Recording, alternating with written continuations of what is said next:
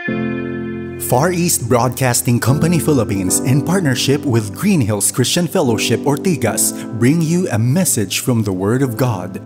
Together, let us know Christ and make Him known.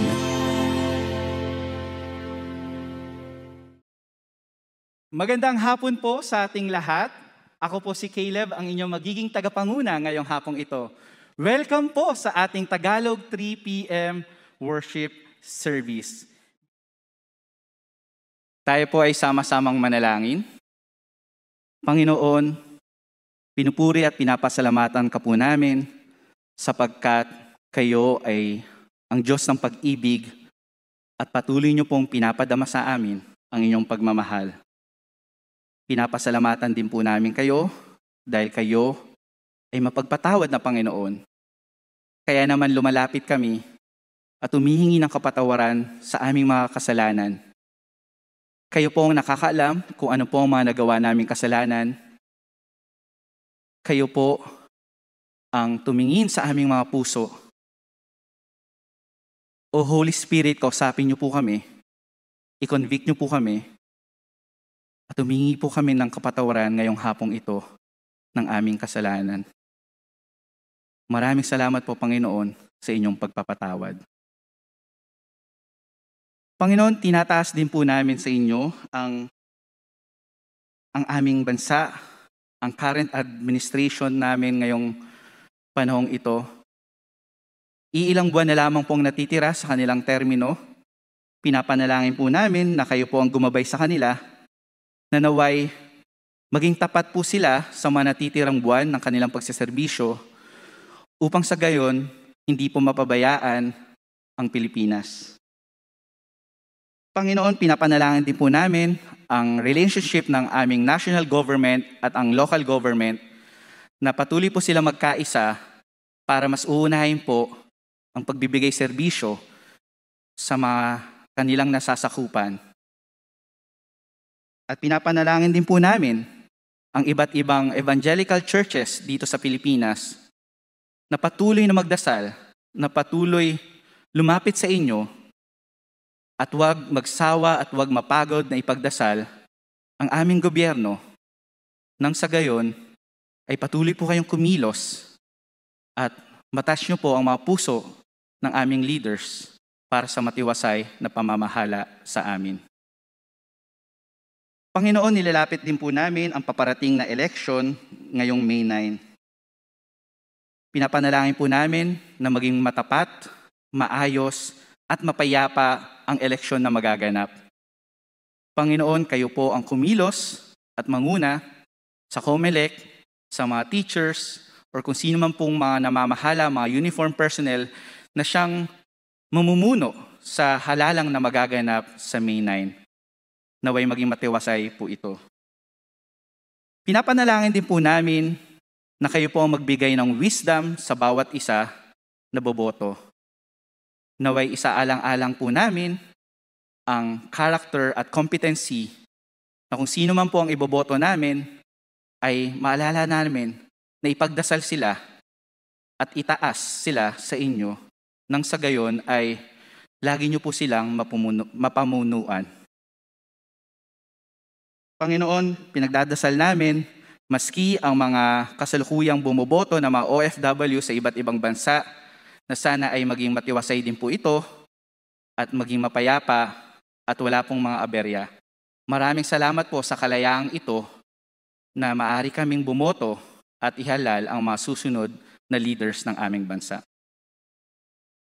Panginoon, kahit parating pa lang ang halalan at sa June pa magsisilbi ang mga bagong leaders na inyong tatawagin, ngayon pa lang pinapanalangin na rin po namin kung sino man po ang inyong loloobin na maging Pangulo o Vice-Presidente ng aming bansa, kayo po na ngayon pa lang ay kumausap sa kanila nang sa gayon ay isaalang-alang nila ang kapakanan ng buong bansa. Inaalala din po namin ang magiging bagong Senate and Congress para sa gayon ang mga batas na kanilang gagawin at mga responsibilidad na kanilang gagawin ay naaayon pa rin sa kapakanan ng aming bansa. Tinataas din po namin ang maging mga bagong local government unit officials mula sa mayor hanggang sa pinakamababang posisyon na laging uunahin ang mga programa para sa aming bansa at laging iisipin kung ano ang matapat at ano ang para sa bayan. Panginoon, hindi lamang sa leadership ng aming bansa ang nais namin ipapanalangin ngayong hapong ito, maski ang leadership ng aming simbahan, kayo ang patuloy na gumabay sa aming mga pastor, sa aming mga growth group leaders, sa kanilang pangunguna sa bawat miyembro ng aming simbahan. Naway gabayan niyo po sila, kayo ang kumausap sa kanila at maging mahusay na patotoo sila sa bawat miyembro nang sa gayon ay sama-sama po kaming lumago sa inyong salita. Maraming salamat po dahil kayo po ang nagbigay sa kanila para sa aming simbahan.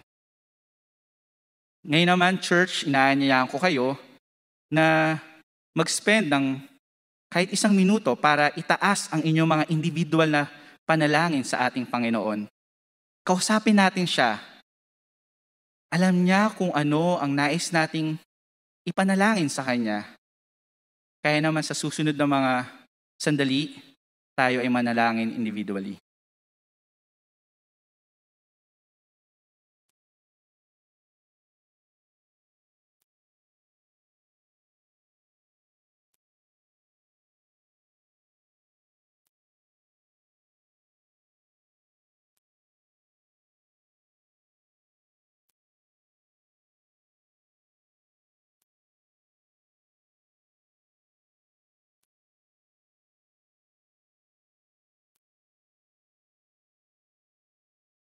At sa huli, Panginoon, tinataas po namin sa inyo si Elder Dan, ang siyang magiging tagapaghatid ng inyong mensahe ngayong hapong ito.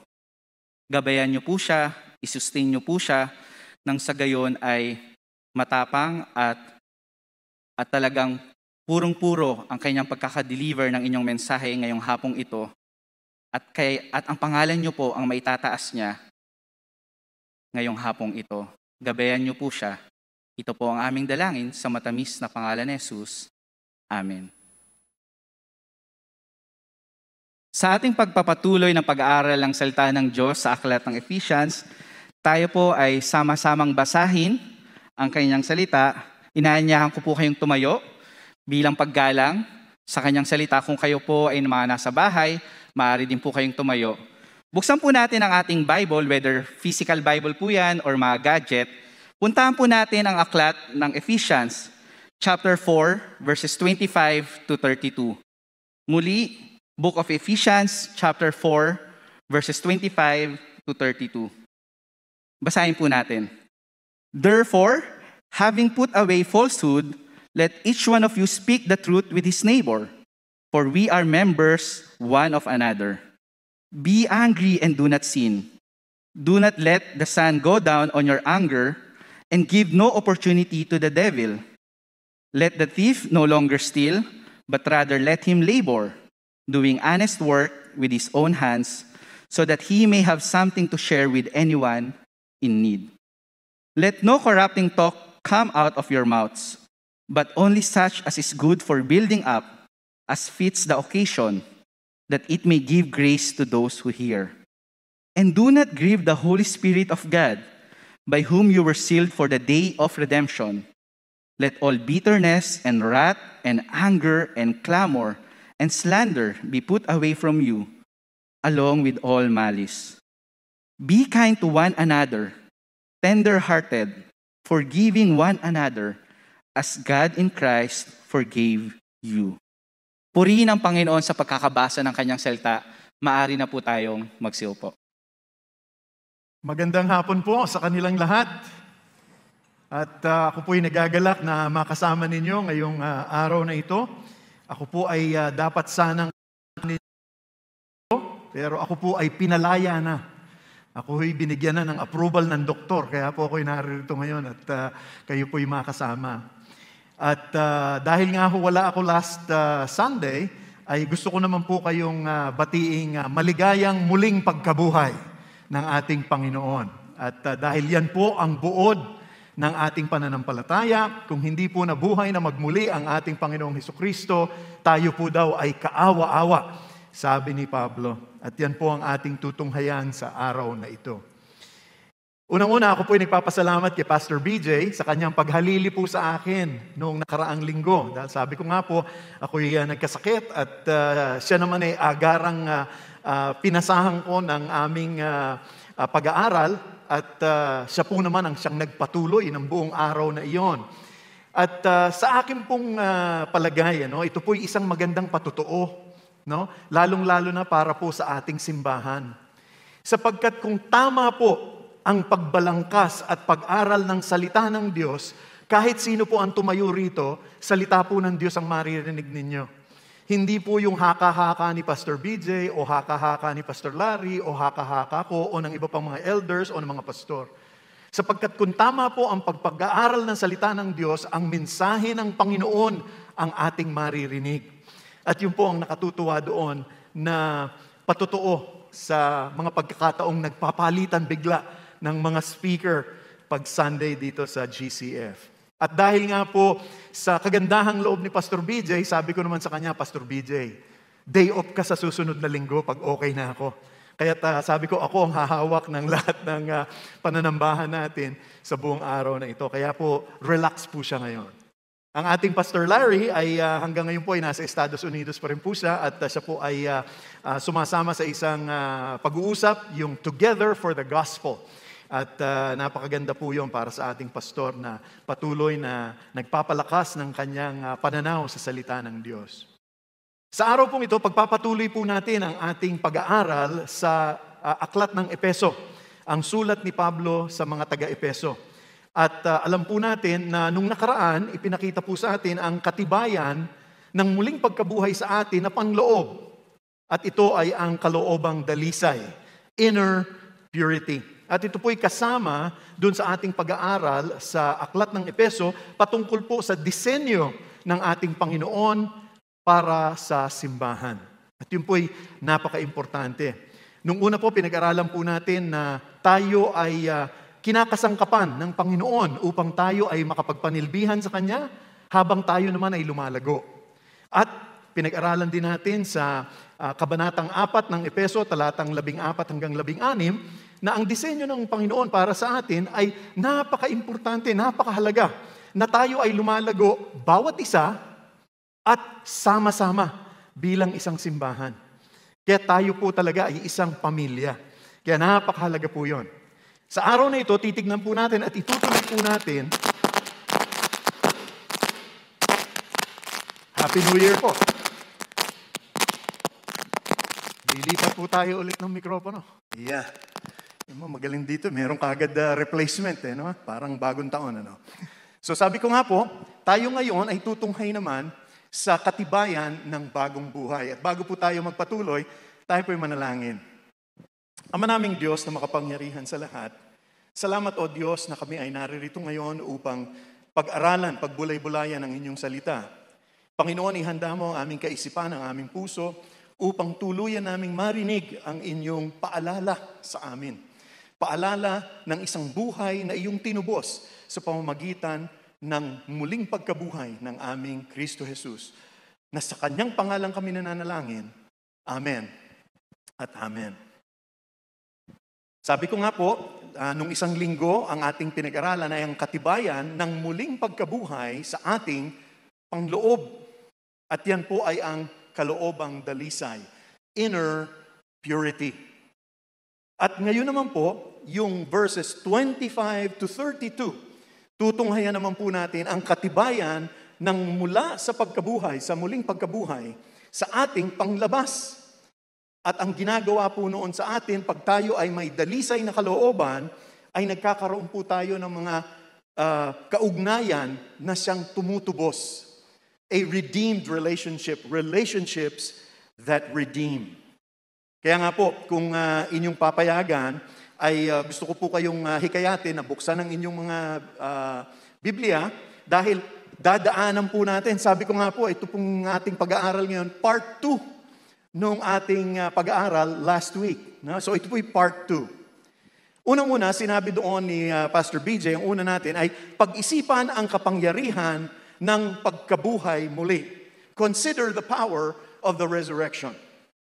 Pag-isipan natin ang kapangyarihan ng pagkabuhay muli. At ito'y hango sa unang Korinto, kabanatang 15, talatang 1 hanggang 11. At ang sinabi po doon, pangunahin sa lahat, sabi ni Pablo. No, at dahil po sinabi niyang pangunahin sa lahat, sapagkat ito po ay isang paalala ng kanilang pananalig. Ang ginawa po ng mga unang mananampalataya, kasama na si Apostol Pablo, ay ginawa po nila sa halos isang salaysay, isang maikling salaysay, kung ano ang ating pananalig at ano ang ating paniniwala. At ano po yun? Sapagkat ibinibigay ko sa inyo bilang pangunahin sa lahat at akin namang tinanggap na si Kristo ay namatay para sa ating mga kasalanan ayon sa kasulatan at siya'y inilibing at muling binuhay pagsapit ng 3 araw ayon sa kasulatan. Kung gusto niyo po yung buod ng magandang balita, yun po yun. That is in a nutshell the gospel. Yun po yun. At yun nakita natin. Pinakita din po sa atin ang katibayan ng muling pagkabuhay ni Kristo sapagkat may mga taong nakakita sa Kanya. At yun po'y tinunghayan natin sa unang Korinto, kabanatang 15, talatang 5 hanggang 9. At pinakita rin ang katibayan ng pagbabagong buhay sa patotoo ni Pablo sa kanyang buhay. So nagkaroon ng pagbabago dahil nga sa Kristo na kanyang kinilala na nabuhay na magmuli. At pinakita din doon ang katibayan ng Diyos na buhay. Kung ano ang ginagawa ng Kristo na siyang nabuhay para sa atin. At ang sabi nga, kung si Kristo ay hindi nabuhay na magmuli, tayo ay kaawa-awa. At yun ang dapat nating bigyang pansin dahil tayo ay sumasamba sa isang buhay na Diyos. Nararamdaman natin, nakikita natin. At sigurado ko sa inyong mga sariling mga pinagdaanan, mga taong mga akala nyo'y wala ng pagbabago sa buhay, biglang tumalikod ang buhay at naging bagong anyo. At baka kayo din po, ganun din po ang inyong sariling pananaw at nangyari sa inyo, ang inyong sariling karanasan. Sapagkat ang banal na Espiritu lamang na siyang nagbuhay kay Kristo ang maaaring magbago sa atin. At sinabi din doon, last week, pinakita din doon ang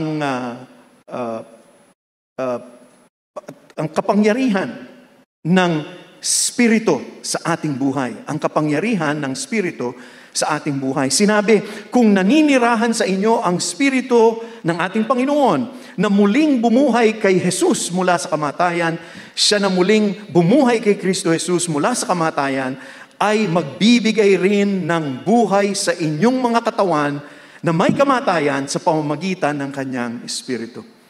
So ang bumuhay kay Kristo ay nasa sa atin din. Pangalawa, ang sinabi sa atin ay pag-isipan natin ang katayuan ng makasalanan. Let us consider the position of the reprobate. Pag-isipan daw po natin ang kinatatayuan ng makasalanan. At ano po yun? Simpleng salita lang, karumihan. Karumihan dahil sa ating mga pagkakasala. Sabi, walang kalakasan ng ating pag-iisip, ito'y madilim sa pag-iintindi, tayo ay hiwalay sa Diyos, we are alienated, tapos tayo ay may pusong bato, wala ng buhay, tayo ay gustong mamuhay sa lahat ng larangan ng kasalanan, kasama ang sensualidad. Yun daw ang ating buhay. At lahat tayo, bago natin nakilala ang Panginoon, ay naroroon tayo sa ganong klaseng kalagayan. Kaya't pag-isipan natin ang katayuan natin dati nung tayo ay may kasalanan. Pangatlo, na ilinatag sa atin nung nakaraang linggo, na pag-isipan natin ang panukala naman para sa tinubos. At ano ito? Kaloobang dalisay. Isang malinaw na puso na liniwanag na, pinaliwanag na ng Diyos. Inner purity. At ano ang sabi? Kailangan daw natin kilalanin, pag-aralan si Kristo. Si Kristo ang dapat nating pag-aralan. Hindi dapat pag-aralan yung mga sinabi niya, yung kanyang ginawa. Kung hindi lamang yun, kung hindi yung pagkatao mismo ni Kristo. Kaya nga po, sabi nga natin dito sa GCF, di ba? Know Christ.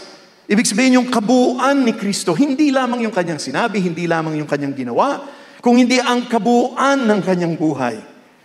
Know Christ and make Him known. Yun ang kailangan nating ipakilala. At sabing ganon, yaman lang na nakilala nyo na si Kristo. Ano ang mangyayari? Magkakaroon ng pagbabagong isip. Sabi dun sa verse 17, futility of their minds. Ang sabi naman pagdating sa verse 23, renewed spirit of your mind. So nagkaroon ng pagbabago. Nagtapatan sila. At tapos ang sinabi dun sa verse 18, we are alienated. Hiwalay daw tayo sa Panginoon. Ngunit ang sinabi naman sa verse 24, created after the likeness of God. Nagkaroon ng pagbabago ang ating anyo. Sa hindi nakakakilala at hiwalay, ngayon tayo ay nasa wangis na ng ating Panginoon. At pagkatapos ang sinabi noon, greedy to practice every kind of impurity. Lahat na daw ng kahalayan ginagawa natin. Ngunit ano ang ginawa pagdating sa verse 24? True righteousness and holiness. Mayroon daw tunay na katuwiran at kabanalan. Yon ang ginawa ng ating Panginoon. Kaya't magandang pag-isipan po natin kung ano yung kalagayan natin nung tayo ay makasalanan at pag-isipan natin kung ano ang panukalang binigay sa atin bilang mga tinubos. At dahil doon, kaya nga po ito ngayon yung number 4. Ito yung number 4 na pag-aaralan ngayon natin. Ang katibayan sa muling pagkabuhay natin na mayroong kaugnayang nanunubos. Dahil ganun po ang kaugnayan natin sa Diyos. Tinubos tayo ng Diyos. Kaya po tayo nagkaroon ng kaugnayan sa Kanya. Kaya nga po ngayon, ang dapat nating pag-isipan naman ay ang pagkilos ng isinilang muli. Tayo lahat po ay isinilang ng muli. At alam natin na ang pagsilang na yon ay dahil sa Espiritu na bumuhay muli kay Kristo Jesus. At ano po ang katibayan na yon? Ano yung katibayan? Nakikitang katuwiran. Yung pong righteousness natin nakikita sa ating pagkilos. At dahil po dun sa righteousness na yon, ang ating mga ugnayan sa isa't isa, ang ating mga relationships ay nabubuo sa ating pagkilos. At ito po yung nakakatuwa sapagkat ito pong si Pablo, ganun po yung kanyang estilo ng pagtuturo. Yung pong itinuro ni Pastor BJ last week, ang tawag po doon, doctrinal study. Pagkatapos po ni Pablo na magturo ng doktrina, ituturo naman niya ang paggawa, application. Paano natin isasabuhay ang mga doktrinang natututunan natin. At dapat po ganun ang gagawin natin bilang mga mananampalataya. Pagka po tayo pumasok dito sa simbahan para makinig ng mensahe, hindi lamang po para makinig at maging maganda yung ating pag-iisip, maganda yung ating pakiramdam, at wow, ang dami kong natutunan. Maganda po yun. Pero hindi po dapat tumigil doon. Dapat may pagkilos at paggawa. Yan po yung practical application. Kaya nga po sinabi, kayangat, ano po yun contracted na Pilipino. Yun po, kayangat. Yun po yung sa English, therefore. Therefore what? Kayangat dahil mayroon na kayong dalisay na kalooban. At dahil kayo ngayon ay binago na at isinuot nyo na ang bagong pagkatao. Eto na ngayon ang inyong dapat gawin. Yun po ang sinasabi dito. At makikita po natin, kailangan may bagong kilos, bagong pagkilos. At ang ginawa ni Pablo, napakagaling po niya magturo Sapagkat ang ginawa po niya ay magkahambing. Mayroon siyang magka-partner, magkapareha, no, na isang negative at saka isang positive. Sabi ko nga po kaninang umaga, lahat po tayo natataranta sa negative at positive ngayon, di po ba? Dahil dito sa pandemya. Pero dito po maganda po yung negative at positive. Dahil papakita po sa atin yung hindi magandang gawa natin at kung ano ang dapat nating gawin. At nagbigay siya ng dahilan kung bakit natin gawin yon. Napakaganda po. Para mas madali nating maintindihan at maunawaan. Kaya nga po, ang una nating dapat tignan ay ang isinilang muli ay may paninindigan para sa katapatan. The reborn commitment to integrity. Dapat po mayroon tayong panghahawakan na integridad at katapatan sa ating buhay. Sabi po dun sa talatang 25, kaya tigilan na ang pagsisinungaling. Bawat isa ay magsalita ng katotohanan sa kanyang kapwa, sapagkat tayo'y mga bahagi ng isa't isa. Ano po yung negative?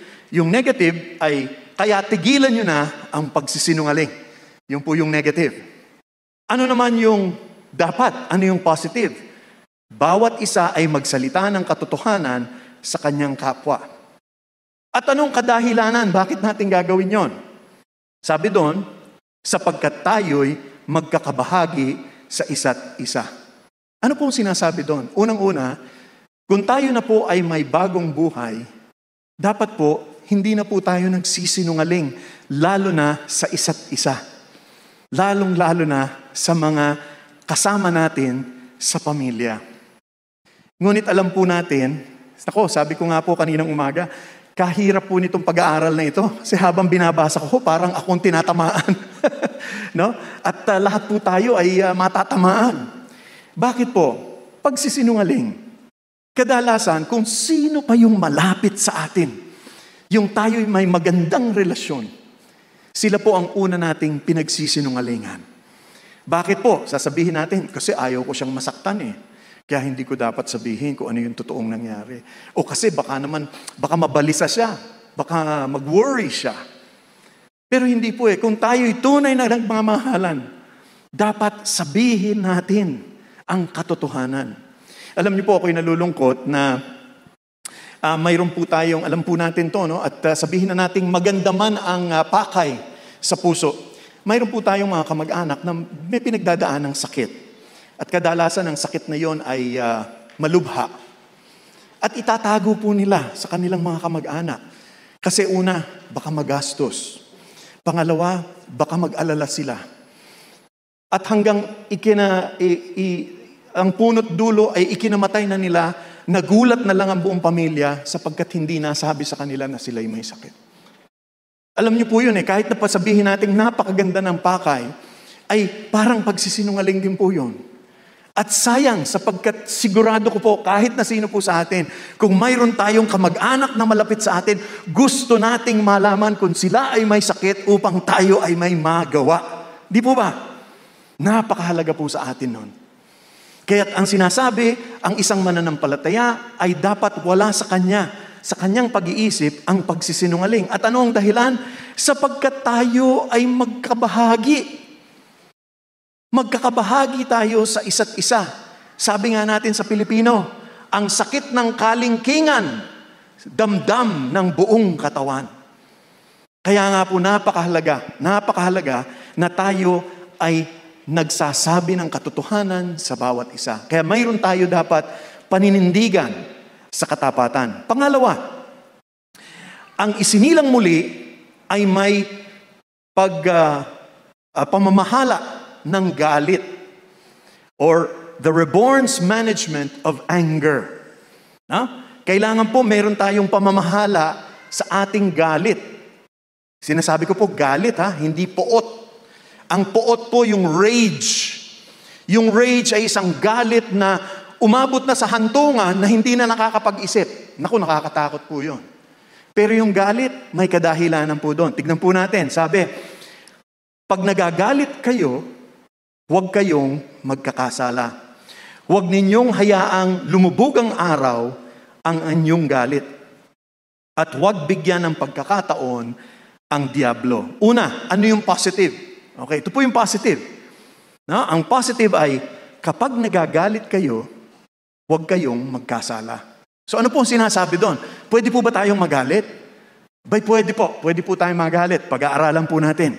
Ano yung negative? Ano yung negative?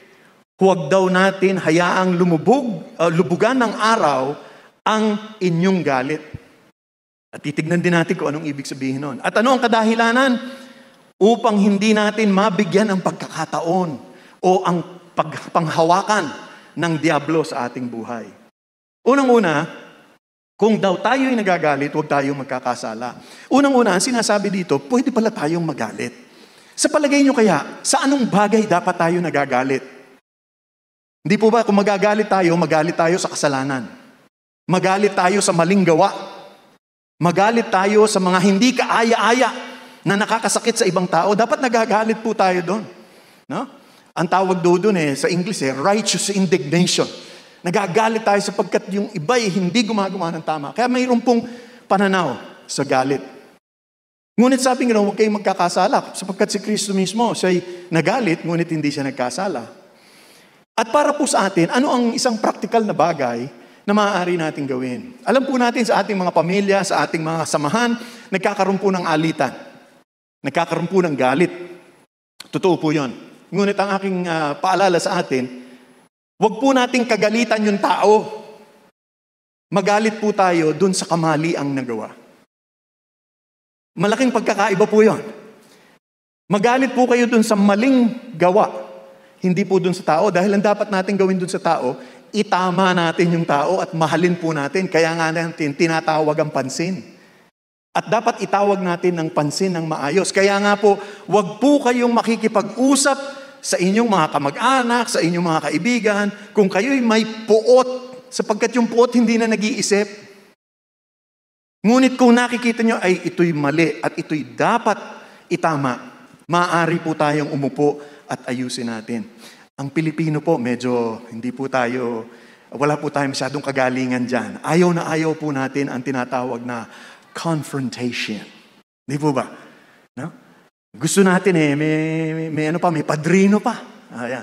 Minsan pati yung padrino, kumampi, lalong lumalaki ang away.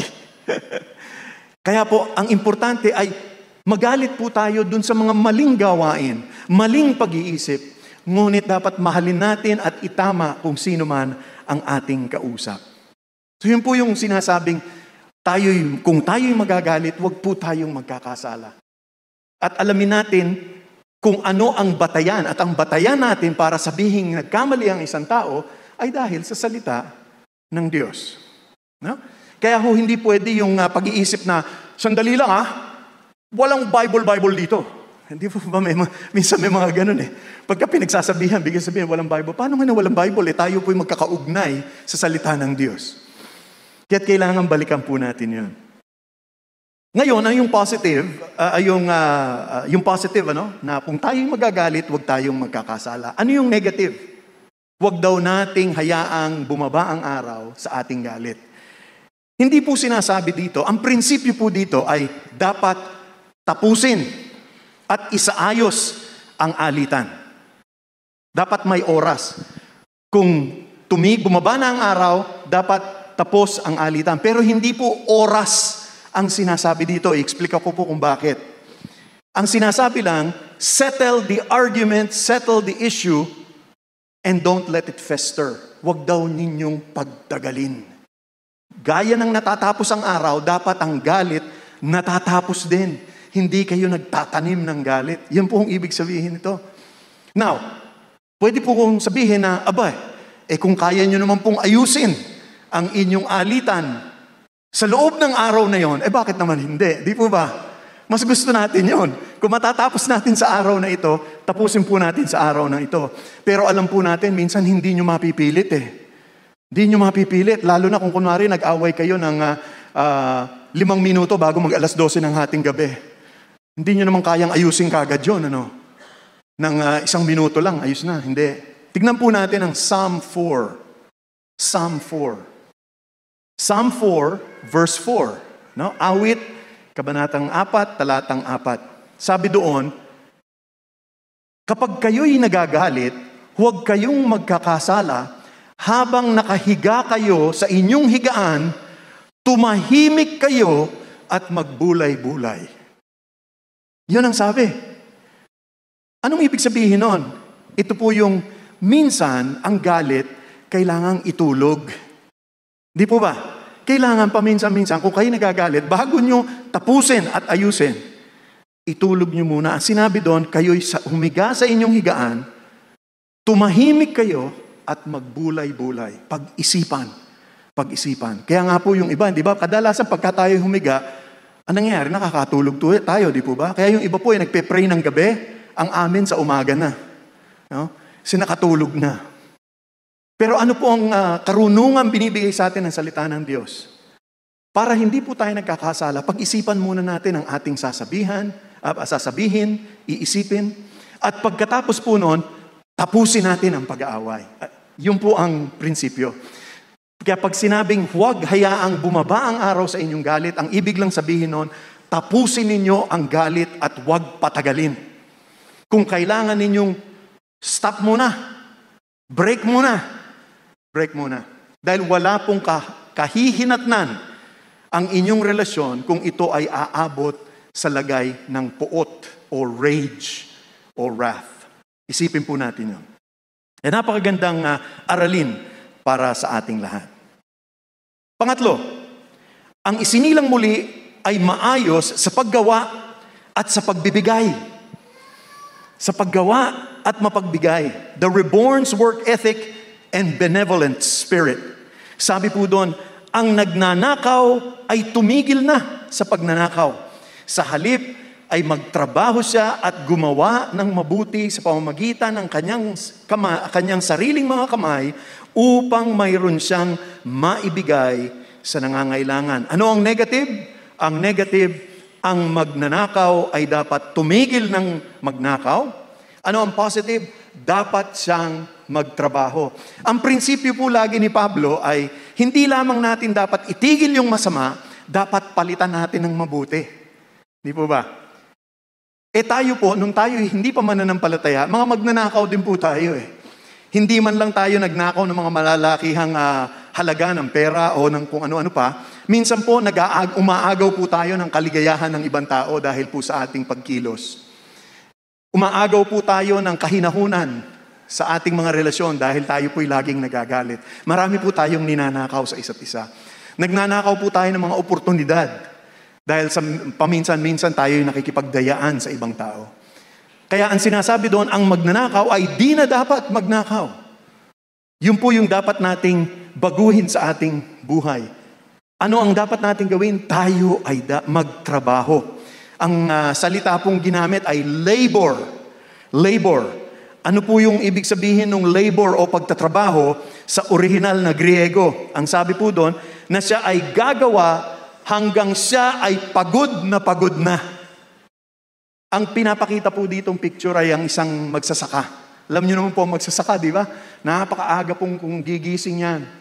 Mag-aararo, hanggang gabi. Dahil pagdating ng gabi, kung mayroon naman siyang aanihin sa ibang kanyang tinamnan, abay aayusin na naman nyo hanggang siya'y umuwi sa bahay. Kaya nga sabi sa Proverbs, napakaganda daw ng isang taong nagpapagal hanggang siya'y pagod sapagkat maganda ang kanyang tulog. At yun po ang sinasabi sa atin, dapat lahat tayo ay may ambag sa gawain. Hindi po pwedeng pag kayo'y binago na ng Diyos at nagkaroon na kayo ng dalisay na kalooban, dapat tayo ay kasama, kaagapay sa gawain ng di lamang ng simbahan, hindi lamang ng inyong mga tahanan, kung hindi sa lahat ng inyong ginagawa. Sapagkat wala sa salita ng mananampalataya ang pagnanakaw. Kung hindi, nandoon sa paggawa. At anong klaseng paggawa? May clarification, may qualification yung paggawa. Ano ba ang paggawa ng isang mananampalataya? Ang sabi doon, gumawa ng mabuti. Honest labor. Honest labor ang dapat nating gagawin. At para saan? Ano ang kadahilanan? Bakit tayo magtatrabaho? Para tayo'y yumaman ng yumaman. Hindi po yun ang nakasulat. Ang nakasulat po dito, upang mayroon siyang maibigay sa mga nangangailangan. Wala po akong sinasabing hindi tayo dapat yumaman. Kung kayo ay pinagpala sa inyong business, sa inyong gawain, praise God. Pero kung ito po ay pinupundar lang natin hanggang wala namang kahihinatnan, ay nagkakamali po tayo. Kaya po tayo tinuturoang gumawa upang tayo ay may maibigay. Yun po ang prinsipyo ng ating Panginoon.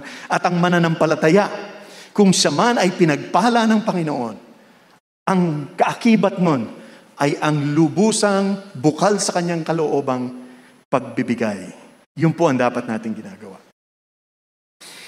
Pang-apat, pagdating po dito sa pang-apat na ito, dito ako medyo talagang Sabi nga natin, bugbog sarado po ang aking damdamin. At siguro marami po sa atin na ganun din po dito.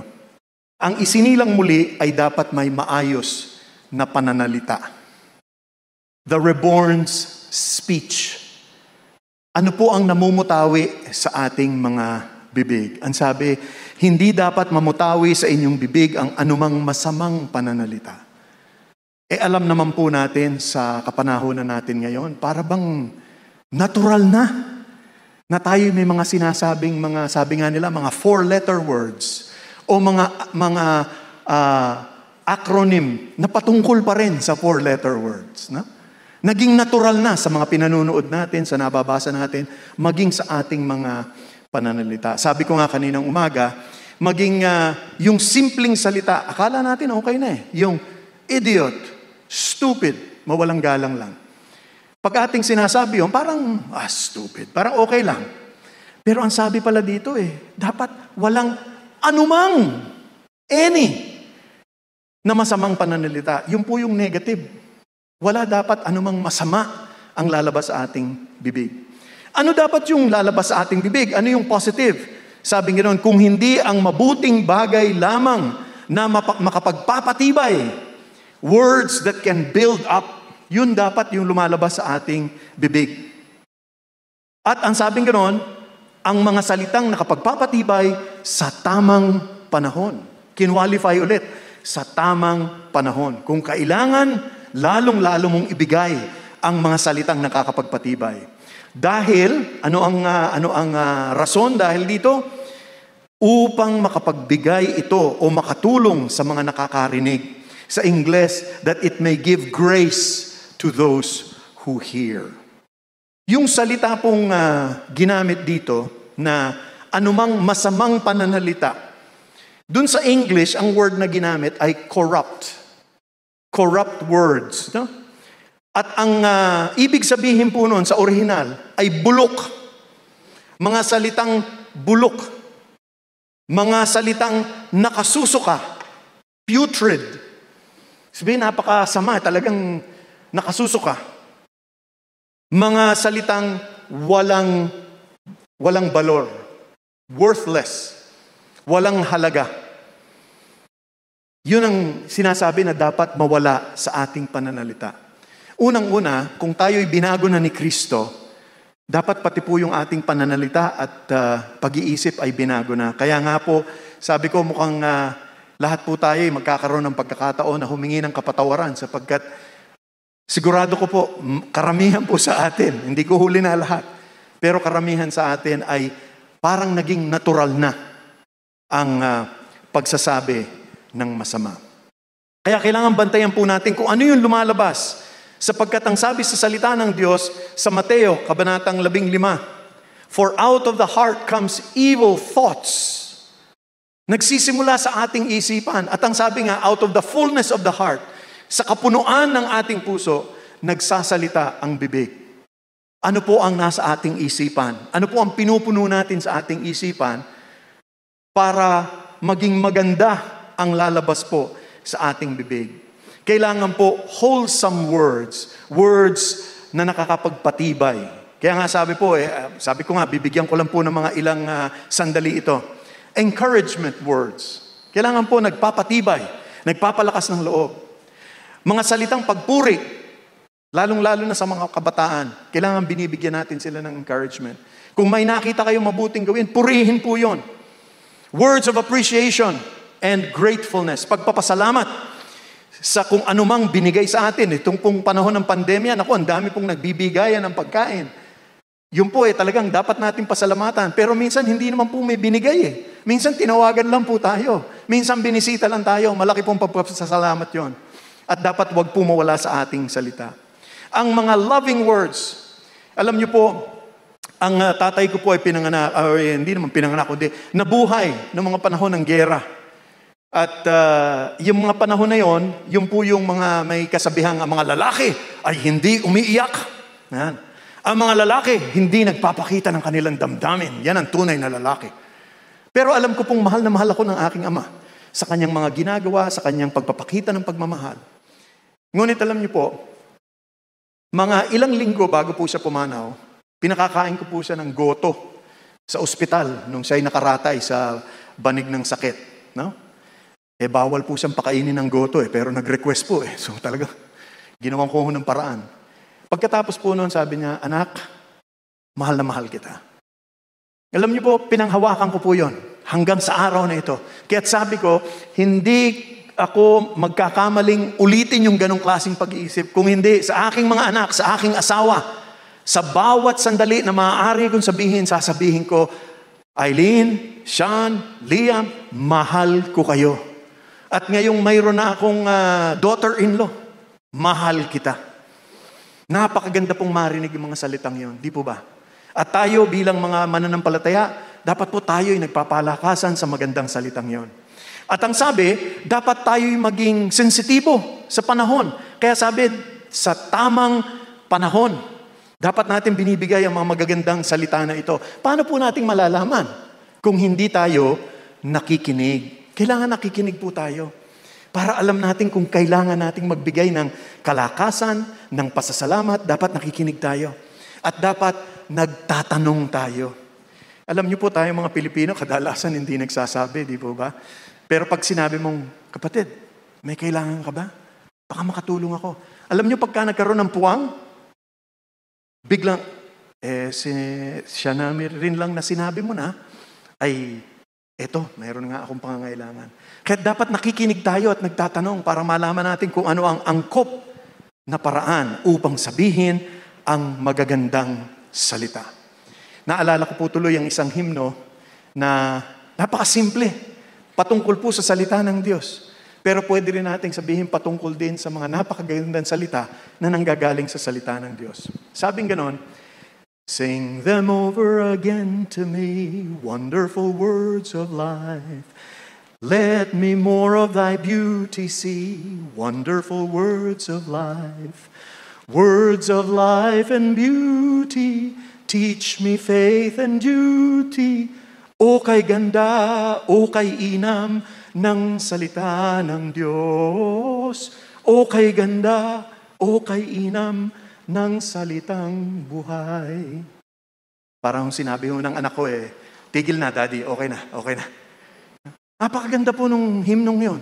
Magandang paalala po para sa ating lahat. Panlima, ang isinilang muli ay malapit sa banal na Espiritu.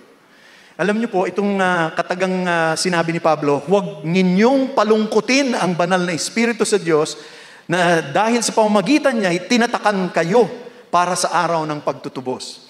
Alam niyo po, ito yung napakaganda dito Si Apostol Pablo, mahilig po dyan ng catch-all, yung salo lahat. Kasi sabi niya, baka kasi makakalimutan niyo lahat ng pinagsasabi ko, itong isang ito, huwag niyong kakalimutan. Salo lahat ito. At ang sabi niya, kung nakalimutan niyo yung patungkol sa inyong pagsasalita, yung sa inyong pag-iisip, sa inyong pagnanakaw, kung nakalimutan lahat ninyo yon, eto huwag niyong kakalimutan. Huwag niyong palulungkutin ang banal na Espiritu. Yun yung negative na catch-all. Huwag niyong palulungkutin ang banal na Espiritu. Isipin niyo ano po ba ang nakalulungkot sa banal na Espiritu? Hindi po ba lahat ng mali? Lahat po ng mali, lahat ng kasalanan ay nakalulungkot sa banal na Espiritu. So kung makalimutan nyo na lahat, isipin nyo na lang yon, huwag nyong palungkutin ang banal na Espiritu. At ano ang kadahilanan? Sapagkat siya ang nagtatak sa inyo. Tinatakan kayo ng banal na Espiritu sa araw ng pagtubos. Yun po ang ating tatak. The seal of the Holy Spirit. Nasa sa atin po yan. Sa lahat ng ating kamaliang ginagawa, sa lahat ng ating pagkukulang, nalulungkot po ang banal na Espiritu. Kaya nga po, wag po nating payagang malungkot ang banal na Espiritu. At yon, wag niyong kakalimutan. Gusto kong ibahagi po sa inyo ang sinabi ni Charles Spurgeon. Napakaganda po ng kanyang mga sinabi. Sabi niya, aking naisip at aking nakikita ang Espiritu ng Diyos na nalulungkot kapag tayo ay umuupo upang magbasa ng isang magandang nobela. Ngunit hindi natin binabasa ang Biblia. Na ikaw ay walang oras sa panalangin Ngunit nakikita ng Espiritu ng Diyos na ikaw ay aktibo sa lahat ng mga gawain ng mundo at marami kang oras na naibibigay sa pagpapahinga at sa kaaliwan. At pagkatapos, nalulungkot siya sapagkat nakikita niyang mahal na mahal mo ang daigdig higit sa pagmamahal mo sa Kanya. Wow! Kaya kailangan po nating bantayan ang ating kilos na hindi malulungkot ang banal na Espiritu. Panghuli, ito'y napakaganda. The reborn's kindness and forgiveness. Ang isinilang muli ay mabait at mapagpatawad. Mabait at mapagpatawad. Sabing ganon, alisin na ninyo ang lahat ng kapaitan, puot, pagkamuhi, pag-aaway, at panlalait. Pati ang lahat ng uri ng kasamaan. Maging mabait at mahabagin kayo sa isa't isa. Magpatawad kayo sa isa't isa kung paanong kay Kristo ay pinatawad kayo ng Diyos. Ano ang negative? Alisin na ninyo ang lahat ng kapaitan, kapuotan, pagkamuhi, pag-aaway. Lahat tanggalin yon. Dahil masama po yon sa ating buhay. At alam niyo naman po, pagka mayroong bitterness, yung bitterness, yung ayaw magpatawad, sobrang galit, ayaw magpatawad. Alam niyo po bang uubusin po kayo ng bitterness ninyo? Hindi po yung kaaway ninyo ang papatay sa inyo. Ang papatay po sa inyo yung bitterness na nandoon sa iyong puso. Hindi man po kayo mamamatay ng pisikal, pero mamamatay po ang inyong budhi. Kung ikikimkim ninyo ang puot at galit dahil sa isang hindi pagkakaintindihan. Kaya napakalinaw, yun ang negative. At ano ang positive? Maging mabait at mahabagin kayo sa isa't isa. Sapagkat binago na tayo ng Diyos eh. At sabi niya, magpatawad kayo sa isa't isa. Sabi nga po ni John MacArthur, tayo daw ay pinakamalapit sa katauhan ng Diyos kung tayo ay magpapatawad. Dahil Diyos lamang po ang nakagagawa noon. Ang tao hindi makapagpapatawad kung walang binago sa atin ng Diyos. Pag tayo po'y binago ng Diyos, ang kapatawaran ay dapat naroroon at nakikita natin. At bakit? Ano ang kadahilanan? Sapagkat ito po ang sukatan ng Diyos. Ano ang sukatan ng Diyos? Sapagkat pinatawad tayo dahil kay Kristo Jesus. At sabi nga, kung ang Diyos ay nakapagpapatawad, dapat tayo'y makapagpatawad din. Napakaganda sapagkat ang taong dalisay ang kalooban at gustong maging mapagtubos ang kanyang mga kaugnayan, ay dapat napanghahawakan po niya ang lahat ng kanyang emosyon, ng kanyang pag-iisip at lahat ng kanyang sinasabi. Yaman lang pinatawad tayo ng Diyos. Isipin po natin kung ang Panginoon ay nagalit at napuot sa atin. Ay, tapos na po tayong lahat. Wala nang Kristo Jesus na padadala pa rito. Hindi po ba? Ngunit anong ginawa niya? Pinigil niya ang kanyang galit. Bagkos, minahal niya tayo. Inabot niya ang kanyang anak na si Kristo Jesus upang maranasan ang lahat ng ating dinanas at namatay sa krus ng Kalbaryo upang kunin ang ating poder na dapat tayo ang nakapako sa krus. Yan ang dapat nating pasalamatan.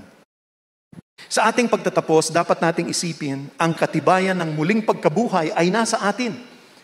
Nasa atin ang muling pagkabuhay ng ating Panginoong Hesus sa pamamagitan ng panloob na kadalisayan, kaloobang dalisay. At ang mga ugnayan natin, makikita po dapat yon sa ating mga pagkilos. Naku, napakaganda po sana, di po ba? Kung lahat tayo, lahat ng naririto sa GCF, at lahat pa ng mga simbahan sa buong daigdig, kung lahat tayo ay kumikilos sa muling pagkabuhay ni Kristo, ano kaya ang itsura ng daigdig ngayon? Napakaganda po siguro. At siguro'y natupad na yung sinabi ni Kristo Jesus sa Mateo Kabanatang 5, talatang 14 hanggang 16. The city on a hill. Ang syudad na nasa ibabaw ng burol na nagbibigay ng liwanag sa lahat. Dapat po ganun ang maging anyo ng ating simbahan at ng ating buhay. Na tayo ay tinitingala at tinitingnan na tayo nagbibigay ng liwanag sa mga iba. Ngunit bakit po kaya sa mga araw na ito, parang hindi po ganun ang nangyayari? Hindi po ba natin nararanasan ang spirito ng muling pagkabuhay ni Kristo sa ating buhay, kailangan po sigurong pag-isipan natin. O baka naman, kapatid, kaibigan, naririto ka ngayon, maging sa telebisyon, sa streaming, baka naman hindi mo pa tinatanggal ang lumang katauhan mo. Iniimbita kita, hinihikayat kita, kaibigan, na lumapit kay Kristo, ang Kristong nabuhay na magmuli, binuhay ng Espiritu Santo upang tayo ay mabigyan ng kapatawaran. Lumapit kayo sa Kanya sapagkat siya ang magbibigay sa inyo ng dalisay na kalooban at siya ang mag-aayos ng inyong pakikipag-ugnayan. Unang-una na sa Diyos at pagkatapos ay sa taong napapaligiran. Sapagkat ang ating Espiritu Santo ang siyang tatak ng buhay na muli ni Kristo Jesus at siya ang tatak sa araw ng ating pagtutubos. Hinihikayat ko po kayong lahat na sana tayo po'y mapakita natin ang katibayan ng muling pagkabuhay sa ating buhay upang makita ang dalisay na kalooban sa panlabas na ugnayan. Tayo po'y manalangin. Maraming Diyos na makapangyarihan sa lahat, salamat po sa pagkakataon ngayon na kami ay mapaalalahanan. Alam na po namin ito. Alam po namin na kami mga mananampalataya, ngunit kami po'y humihingi ng tawad, Panginoon. Patawarin niyo kami sa aming kakulangan, sa aming pag-iisip, sa aming pagkakapwa-tao, sa aming pananalita. Panginoon, kami marupok. At Panginoon, maraming salamat sapagkat ipinaalala mo sa amin na kaya namin sa pamamagitan ng Espiritu Santo na siyang bumuhay muli kay Kristo Jesus. Sa Kanyang pangalan kami nananalangin ngayon. Amen at amen. Tayo po'y magsitayo sa ating panghuling panalangin. Maraming Diyos, maraming salamat po sa pagkakataon na kami ay magkasama-sama upang purihin ka at alamin ang inyong salita. Salamat sa inyong banal na Espiritu na siyang kumilos upang kami ay puspusin. Panginoon, salamat din sa inyong proteksyon sa aming pagparot parito, Panginoon, sa bawat sandali. At ngayon, Panginoon, basbasan mo kami ng iyong banal na Espiritu. Sana'y katagpuin kayo ng ating Diyos Ama ng mukhaan upang maramdaman ninyo ang pag-ibig ng Diyos na nasa Kanyang anak na si Kristo Jesus at ang pagpapala ng banal na Espiritu na siyang bumuhay na magmuli kay Kristo Jesus na aming Diyos at tagapagligtas ngayon at kailanman. Amen at amen. God bless you at magandang hapon po sa inyong lahat. You've just heard a message from the Word with Green Hills Christian Fellowship Ortigas in partnership with Far East Broadcasting Company Philippines. We hope you can join us next week. God bless you.